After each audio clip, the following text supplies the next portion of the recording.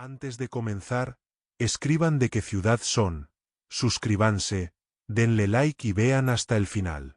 Empezamos.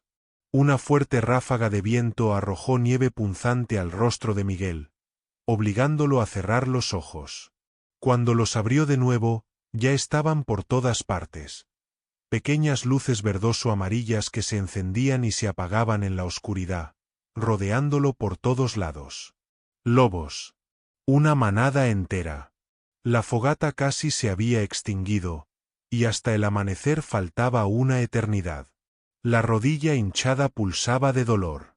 Cada minuto el frío cruel se filtraba más profundamente bajo la ropa, chupando las últimas fuerzas. Solo tenía 19 años, y entendía que, muy probablemente, estaba viviendo su última noche. Era diciembre de 1942. Había caído tanta nieve que los techos de las casas del pueblo apenas se veían bajo los gorros blancos. El frío era brutal, los pájaros se congelaban en pleno vuelo. Ese año Miguel cumplió 19, pero su juventud había terminado hacía tiempo. A su padre se lo llevaron en el 38, después de la denuncia de un vecino. Su madre, Bárbara, llevaba la hacienda con las últimas fuerzas. Su hermano Andrés y sus dos hermanas menores no sobrevivieron al invierno hambriento del 40. Solo quedaban dos, Miguel y su madre. Y encima la guerra. Miguel tuvo suerte. No lo reclutaron por una vieja lesión pulmonar. De niño había estado muy enfermo, y quedó secuela. El reclutador solo agitó la mano. Con esos pulmones solo sirves para el cielo. En el pueblo nadie se quedaba sin hacer nada. El frente necesitaba alimentos. Pero vivían con hambre. Así que Miguel decidió ir en invierno a las cabañas lejanas, donde una vez había cazado el abuelo Timoteo, a conseguir carne, tal vez incluso algo de pieles para intercambiar después por harina y queroseno. Miguel, no vayas, le rogaba su madre cuando él empacaba la vieja mochila de su padre. Mi corazón presiente una desgracia. Venga está preñada. Ir solo es mal augurio. Venga, la perra husky que Miguel había heredado de su padre, efectivamente estaba a punto de parir. Caminaba pesada, con las mamas hinchadas, cavando un hoyo bajo el porche para su futura camada. Mamá, no digas eso, se desestimó, ajustándose las correas de la mochila. 2 semanas, ida y vuelta. Para año nuevo regreso con la caza. Imagínate qué fiesta haremos. En realidad, Miguel también estaba inquieto. Venga siempre lo acompañaba a cazar, tenía un olfato excelente. Pero no podía llevar a una perra preñada a tanta distancia. Salió antes del amanecer, para llegar al anochecer al barranco del oso, donde estaba la cabaña del abuelo. Su madre lo bendijo en el umbral, le metió en el bolsillo una pequeña bolsa con sal. Era costumbre en su pueblo llevar sal para protegerse de los espíritus malignos. El día resultó sorprendentemente claro. El sol, alzándose sobre el bosque, hizo brillar la nieve tanto que dolía mirar. Miguel caminaba rápido, hundiéndose rítmicamente en la nieve que crujía bajo sus viejas botas de cuero. El rifle de su padre le pesaba familiarmente en el hombro. Se sentía liviano en el alma. Al fin había escapado del pueblo. Últimamente había sido duro allí. Llegaban telegramas de muerte casi cada semana. Las mujeres lloraban en las vallas, los niños andaban callados.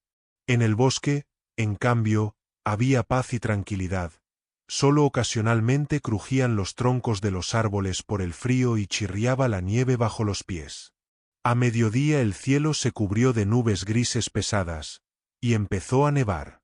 Miguel no le dio importancia. A la cabaña le quedaba muy poco. Caminaba por un sendero muy conocido, recorrido muchas veces con su padre. Pero entonces ocurrió lo imprevisto.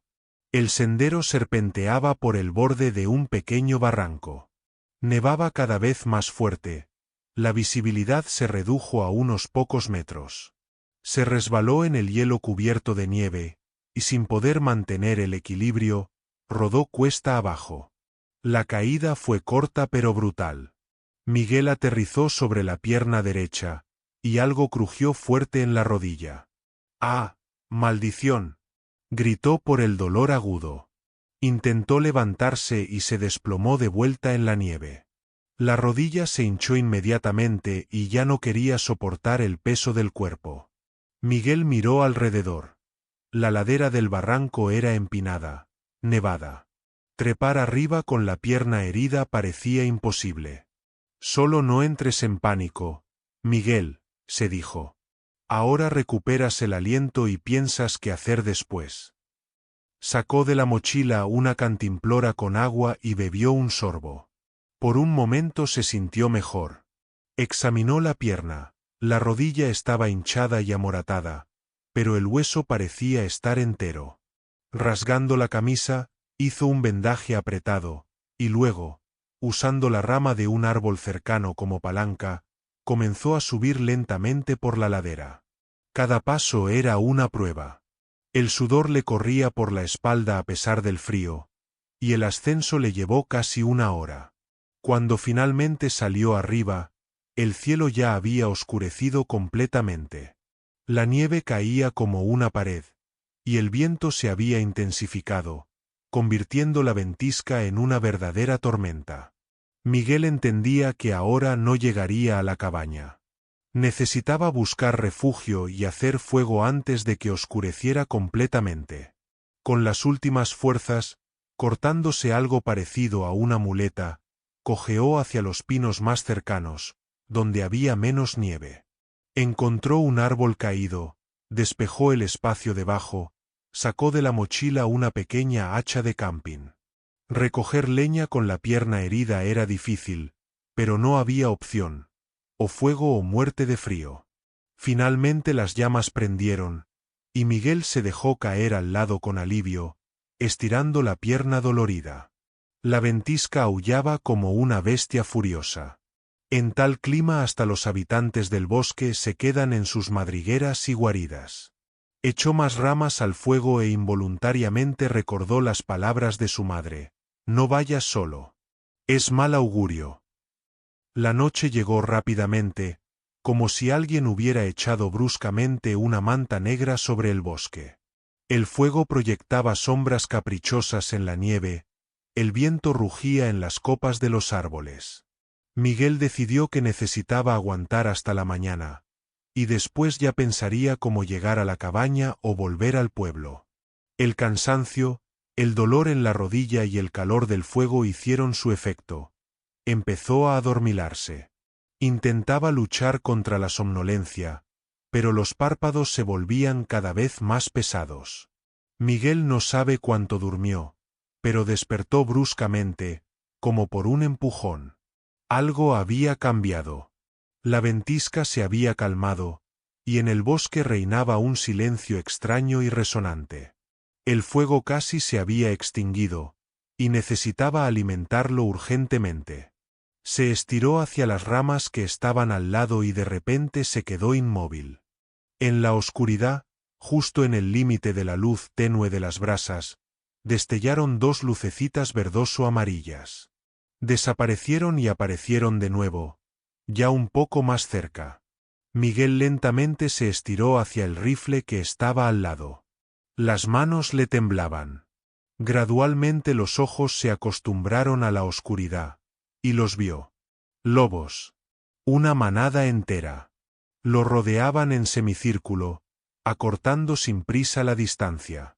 A la luz del fuego moribundo veía sus sombras grises, que se movían entre los árboles. Una fuerte ráfaga de viento arrojó nieve punzante al rostro de Miguel, obligándolo a cerrar los ojos. Cuando los abrió de nuevo, ya estaban por todas partes. Pequeñas luces verdoso-amarillas que se encendían y se apagaban en la oscuridad, rodeándolo por todos lados. Lobos. Una manada entera. La fogata casi se había extinguido, y hasta el amanecer faltaba una eternidad. La rodilla hinchada pulsaba de dolor. Cada minuto el frío cruel se filtraba más profundamente bajo la ropa, chupando las últimas fuerzas. Solo tenía 19 años, y entendía que, muy probablemente, estaba viviendo su última noche.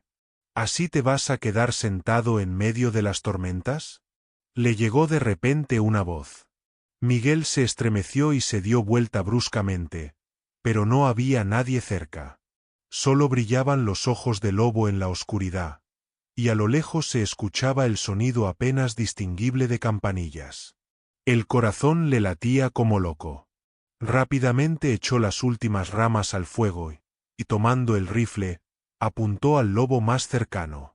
El disparo desgarró el silencio del bosque nocturno.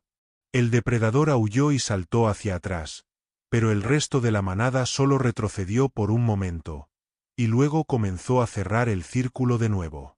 Miguel solo tenía una bala más. Las demás habían quedado en la mochila que estaba junto al fuego. Para alcanzarla, necesitaba dar varios pasos, pero la pierna herida fallaba. En ese momento desde el bosque se escuchó un aullido prolongado. Primero uno, después se unieron otros. Este sonido no se parecía al aullido normal de lobos. Se escuchaba algo terrible, sobrenatural, como si no fueran bestias las que aullaban, sino algunos seres fantasmales. Uno de los lobos, evidentemente el líder, enorme, con canas plateadas en el cuello, salió al espacio iluminado por el fuego. Se quedó inmóvil, mirando a Miguel con ojos amarillos que no parpadeaban. En esos ojos el muchacho veía no solo hambre, sino alguna extraña consciencia, casi humana. «Señor, ayúdame», susurró Miguel, entendiendo que sin la ayuda de Dios no sobreviviría. En la desesperación agarró un tizón ardiente del fuego y comenzó a agitarlo, tratando de ahuyentar a los depredadores. Los lobos retrocedieron, pero solo por un momento. Pronto empezaron a acercarse de nuevo, ya sin temer al fuego. La rodilla pulsaba de dolor, y de miedo se le secó la boca. El muchacho entendía que así no aguantaría mucho tiempo. El fuego se apagaba, y se habían acabado las ramas que se podían echar. Y entonces recordó. El árbol bajo el que estaba sentado. Un pino con ramas ubicadas muy abajo.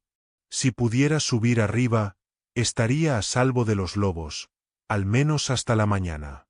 La pregunta era si aguantaría la pierna herida. Sin pensarlo más, Miguel se dio vuelta bruscamente, y superando el dolor, se agarró de la rama inferior.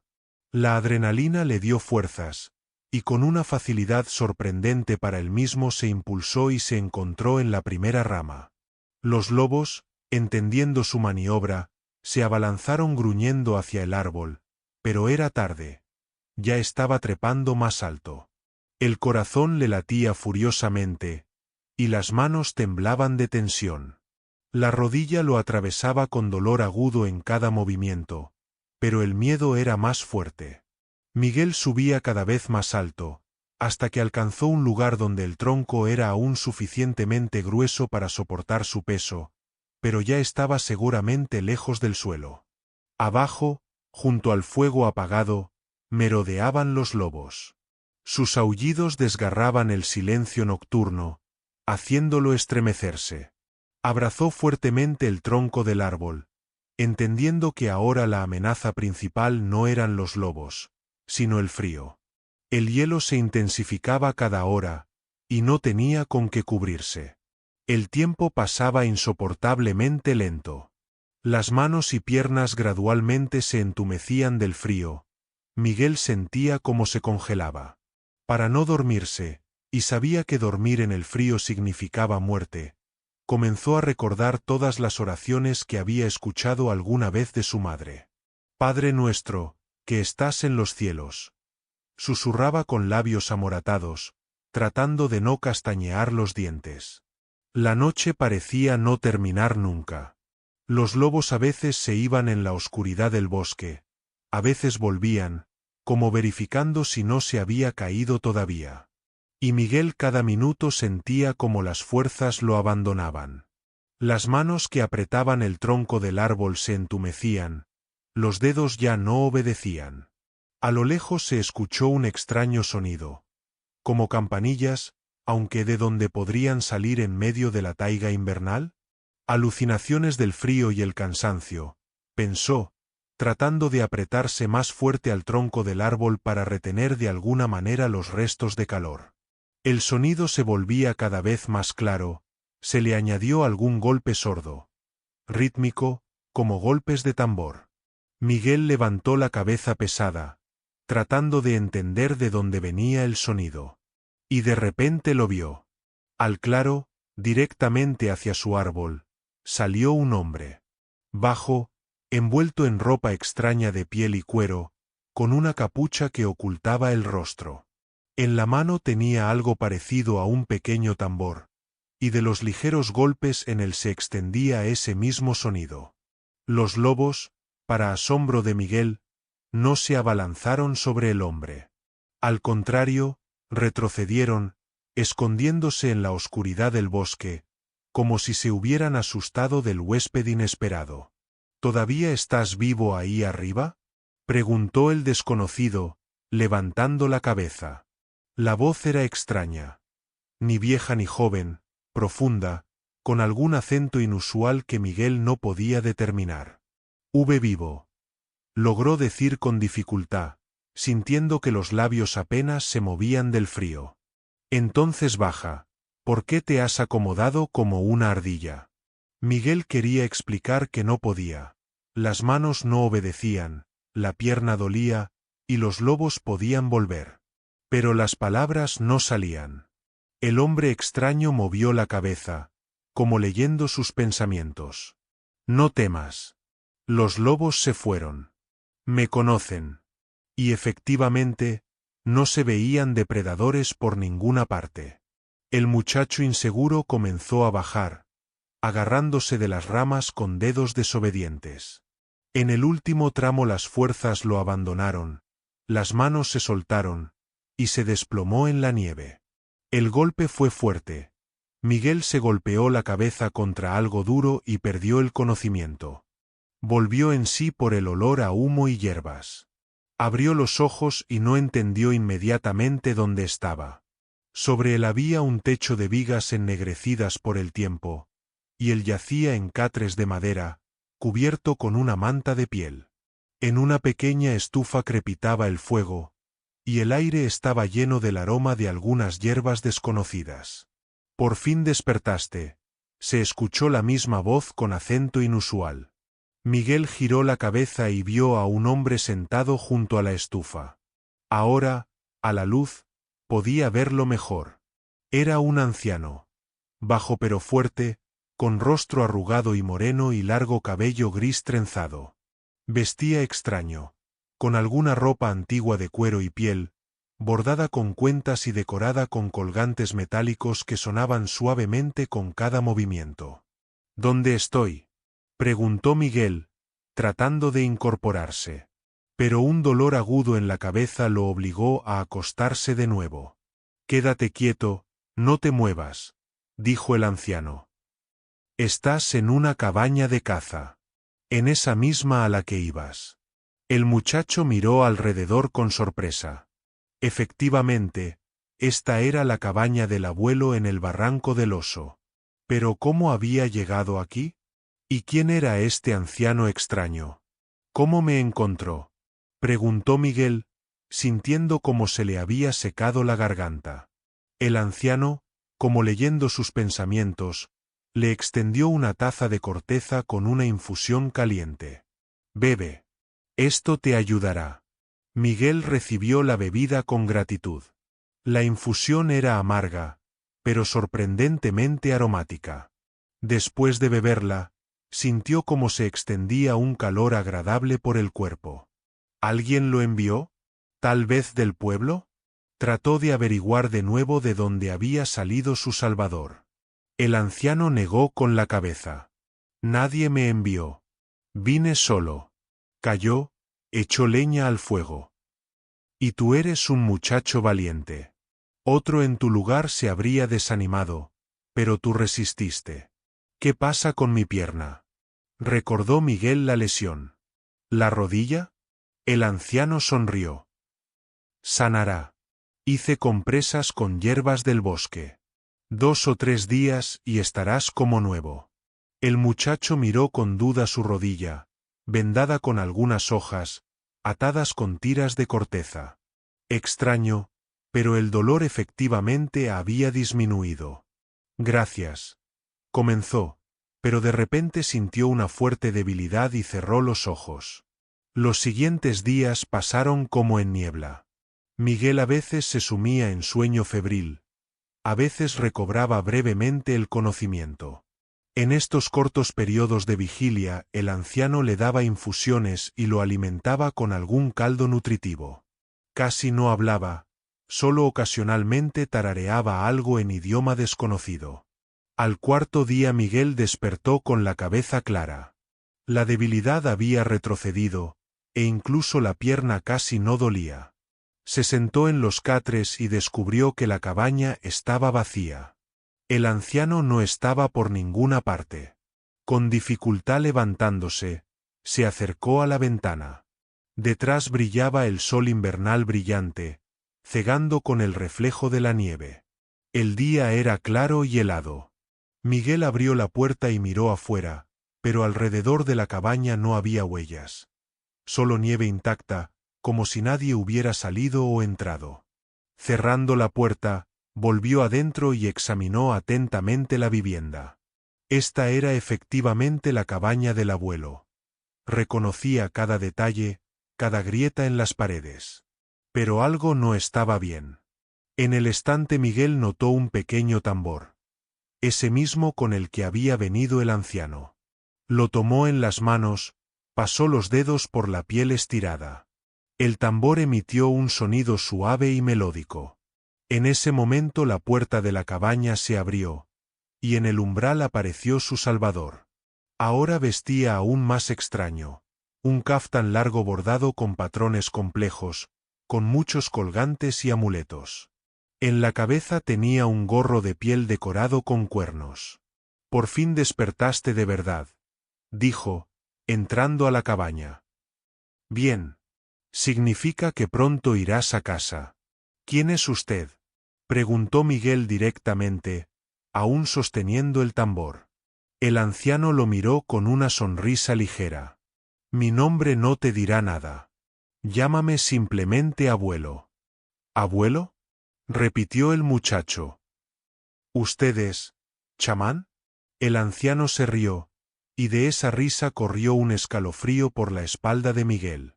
«Chamán, curandero, brujo, llámame como quieras.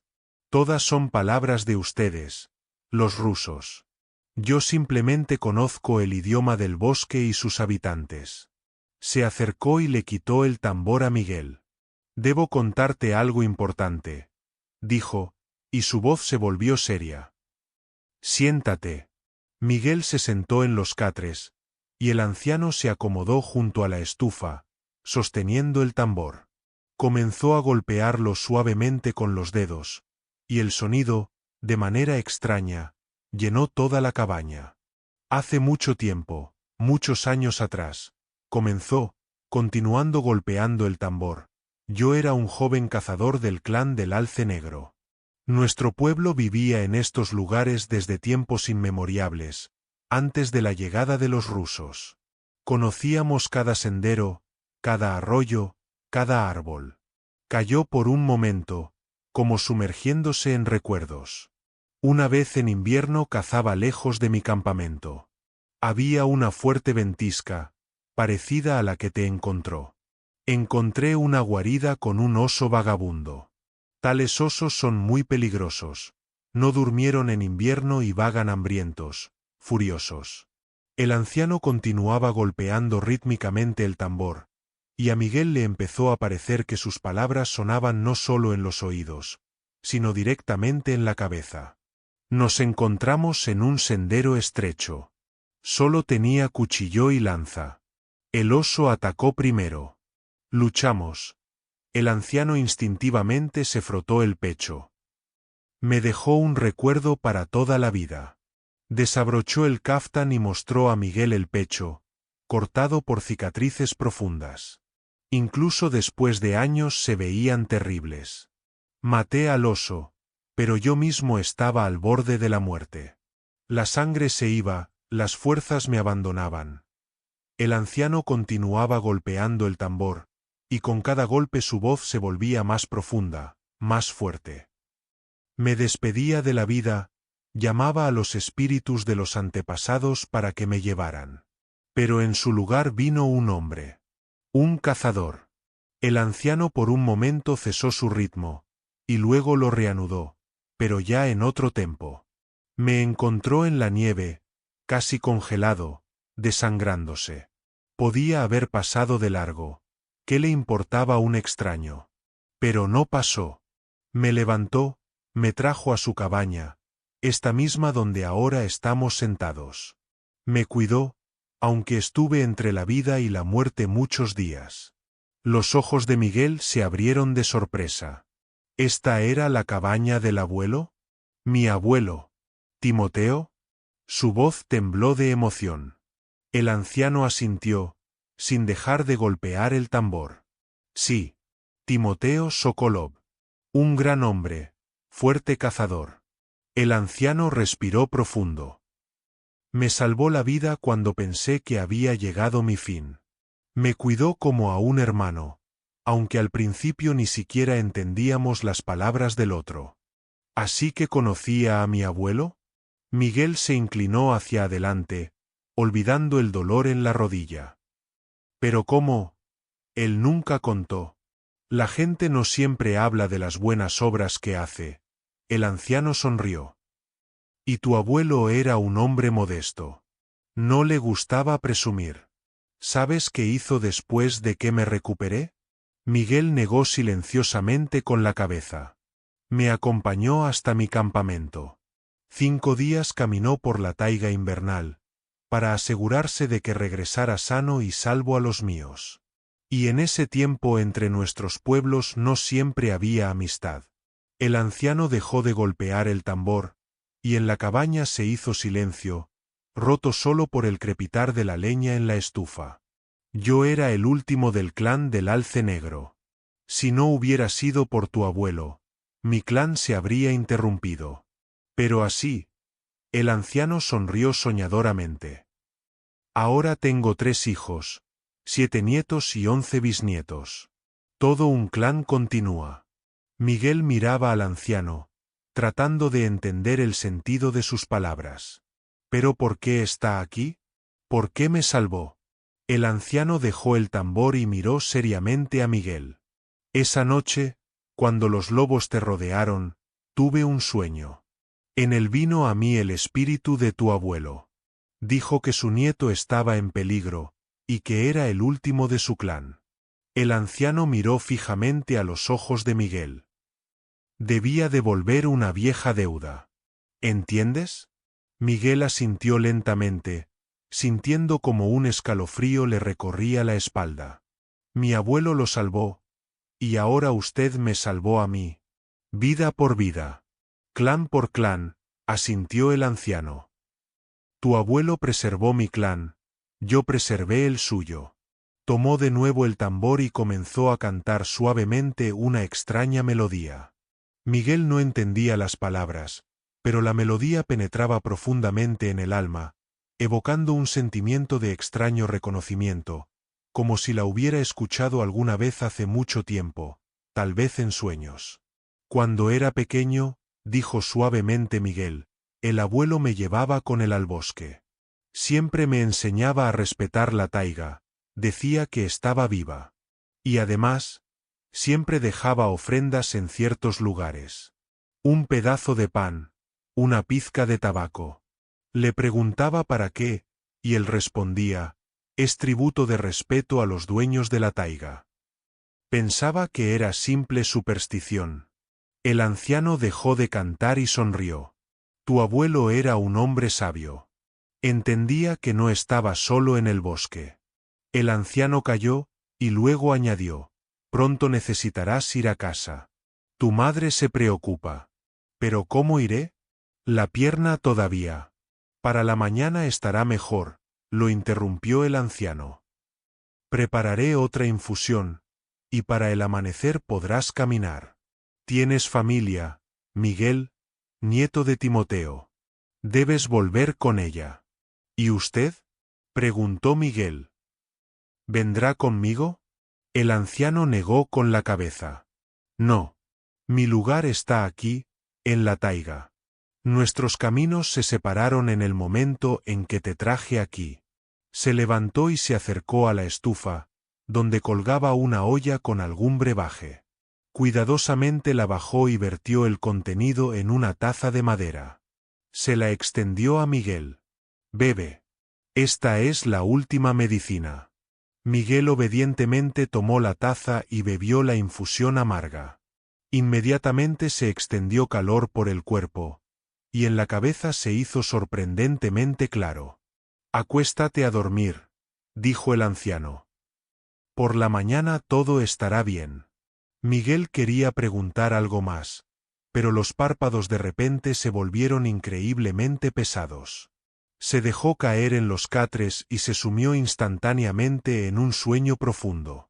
Despertó por la luz brillante del sol que entraba por la ventana de la cabaña. Miguel se sentó bruscamente, miró alrededor. No había nadie en la cabaña. Ni del anciano, ni de sus cosas, ni siquiera del tambor en el estante. Como si no hubiera habido nadie. ¿Fue un sueño? Pensó, pero inmediatamente desechó esta idea. Todo había sido demasiado real. El olor de las hierbas, la voz del anciano, las historias sobre el abuelo. Miguel cuidadosamente se puso de pie y con sorpresa descubrió que la rodilla casi no dolía. Dio varios pasos. La pierna sostenía el peso del cuerpo, aunque aún se sentía un dolor débil. Saliendo al porche de la cabaña, miró alrededor. Alrededor de la cabaña había nieve intacta. Ni una sola huella. Como si el anciano pudiera volar sobre la tierra o disolverse en el aire. Tal vez realmente fue un sueño, volvió a pasar por su mente, pero la voz interior inmediatamente objetó. Entonces, ¿cómo llegaste a la cabaña? ¿Y por qué sanó la rodilla? El sol ya estaba alto. Serían como las 12 del mediodía. Miguel decidió no retrasar el regreso a casa. Recogió sus cosas, revisó el rifle y la mochila. En el estante de la cabaña descubrió un pequeño paquete de corteza que antes no estaba. Al desenvolverlo, encontró dentro hierbas secas y raíces, atadas con una cuerda delgada de cuero. Al paquete estaba atada una pequeña figura tallada de alce de madera oscura. Regalo del anciano, entendió Miguel y guardó cuidadosamente el paquete y la figura en el bolsillo. El camino a casa resultó sorprendentemente fácil. El clima era claro, el frío no era demasiado fuerte, y la pierna casi no molestaba. Al anochecer Miguel ya se acercaba a su pueblo, viendo a lo lejos las lucecitas de las ventanas familiares. Su madre, al verlo, primero no creyó a sus ojos, y después se lanzó a abrazarlo, lamentándose y santiguándose. Vivo, Miguelito, vivo. Ya pensé que 3 días hubo tormenta terrible. Pensé que habías desaparecido en el bosque. Quería levantar a todo el pueblo para buscarte, pero casi no hay hombres ahora, todos en el frente. Todo está bien. Mamá, Miguel abrazó a su madre. Estoy vivo y sano. ¿Y la pierna? La madre notó que cojeaba ligeramente. ¿Qué pasó con la pierna? Tonterías, me torcí un poco, ya casi se pasó. Miguel no le contó a su madre sobre sus aventuras. No quería asustarla. Además, ¿le creería? Decidirá que deliraba del frío o que todo fue un sueño. Solo al día siguiente, cuando vino a la casa el abuelo Egor, el habitante más viejo del pueblo, Miguel decidió preguntarle sobre su abuelo. Abuelo Egor, ¿usted conocía a mi abuelo Timoteo? El anciano asintió, sorbiendo té. ¿Cómo no conocerlo? Era buen hombre, que descanse en paz. Cazador excelente.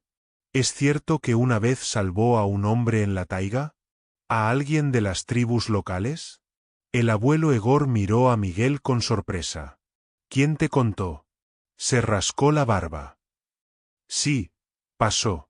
En el año, que Dios me dé memoria, en el 12, me parece. O en el 13. No recuerdo exactamente. Cuénteme, pidió Miguel, sintiendo cómo se le paraba el corazón. Pues qué contar. Trajo entonces del bosque a un hombre medio muerto. De los evencos, me parece, o de los quetos. No se puede distinguir. Todo ensangrentado, apenas respiraba. Tu abuelo lo cuidó en su cabaña, y después lo llevó hasta el campamento. La gente entonces murmuraba. ¿Para qué? Decían, meterse, pero tu abuelo era hombre especial, para él no había pena ajena. Miguel escuchaba sin creer a sus oídos. Entonces todo había sido verdad. El anciano en la taiga no se le había aparecido en delirio, sino que era real. ¿Qué pasó después con ese hombre? ¿El abuelo se volvió a encontrar con él? El abuelo Egor negó con la cabeza. No sé. Tu abuelo no le gustaba hablar de eso. Hizo una buena obra y la olvidó. No presumía. Pero la gente recuerda que había algo especial entre ellos. Ese evenco, o quien fuera, le regaló a tu abuelo una figurita tallada. Amuleto o no amuleto, no sé. Tu abuelo siempre la llevaba consigo. La figura del alce, pensó Miguel, recordando el regalo del anciano. Gracias, abuelo Egor, dijo suavemente. Esa misma noche Miguel sacó del bolsillo el paquete de corteza y la figura tallada del alce. Las examinó largo tiempo a la luz de la lámpara de queroseno, y después las envolvió cuidadosamente y las escondió en el fondo de su caja de caza. No le contó a nadie sobre su encuentro con el anciano. Ni siquiera a su madre. Pero desde entonces, al salir de caza, siempre llevaba consigo la figura del alce. Y siempre dejaba ofrendas en la taiga, un pedazo de pan, una pizca de tabaco, una cinta brillante, así como hacía su abuelo. Y cuando muchos años después Venga envejeció y murió, Miguel tomó uno de sus últimos cachorros. Y lo llamó Chamán. La primavera de 1952 resultó temprana y cálida. Miguel, ahora ya cazador experimentado, regresaba de las tierras lejanas. Llevaba una mochila pesada con la caza, a su lado corría su fiel perro Chamán. Fuerte, robusto, con ojos inteligentes y atentos. Pasando junto al viejo cedro en la bifurcación de los senderos, Miguel se detuvo y sacó del bolsillo un pedazo de pan espolvoreado con sal. Lo puso en la bifurcación de las raíces, añadió una pizca de tabaco. ¿Qué está haciendo, tío Miguel?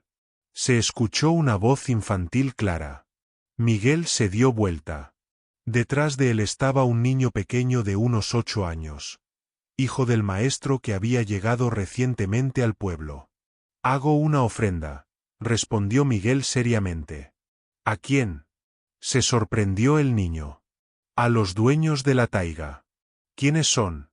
No se calmaba el niño, mirando con curiosidad las extrañas acciones del adulto. Miguel se agachó junto al niño. Mira, Víctor, la taiga está viva. Y tiene sus propios dueños, espíritus que la cuidan. Nosotros, los hombres, venimos aquí por los regalos del bosque. Bayas, hongos, caza. Pero no se puede simplemente tomar. Hay que respetar a los que viven aquí, y sus leyes. ¿Qué leyes tiene la taiga? Los ojos del niño se encendieron de interés. La ley principal. No tomes más de lo que necesitas. Mataste un animal. Usa todo lo que puedas. Cortaste un árbol. Planta uno nuevo. Viniste a la taiga. Respeta su silencio y paz. El niño miraba pensativo el pedazo de pan y la pizca de tabaco. ¿Y ellos realmente vienen por esto? ¿Los dueños de la taiga? Miguel sonrió. ¿Quién sabe? Tal vez vienen. Pero no se trata de si toman la ofrenda o no. Se trata del respeto. De la memoria. De que recordamos. No estamos solos aquí. Callaron, y después el niño preguntó seriamente. Tío Miguel, ¿me enseñaría cómo comportarse correctamente en la taiga? Miguel miró el rostro abierto del niño y inesperadamente para sí mismo respondió. Te enseñaré. ¿Por qué no? Cuando seas más grande, te llevaré conmigo. Pero solo si los padres permiten. El niño asintió alegremente y corrió hacia el pueblo, y Miguel, mirándolo alejarse, se volvió hacia el cedro y dijo suavemente. ¿Ves, abuelo Timoteo? No se interrumpirá la cadena. Habrá a quien transmitir más adelante. Y le pareció que las ramas del cedro se movieron un poco en respuesta, aunque no había viento. Si les gustó esta historia, denle like y suscríbanse al canal. En los comentarios cuéntenme si les ha tocado experimentar cosas inexplicables en el bosque o escuchar historias similares de los ancianos. Hasta la próxima.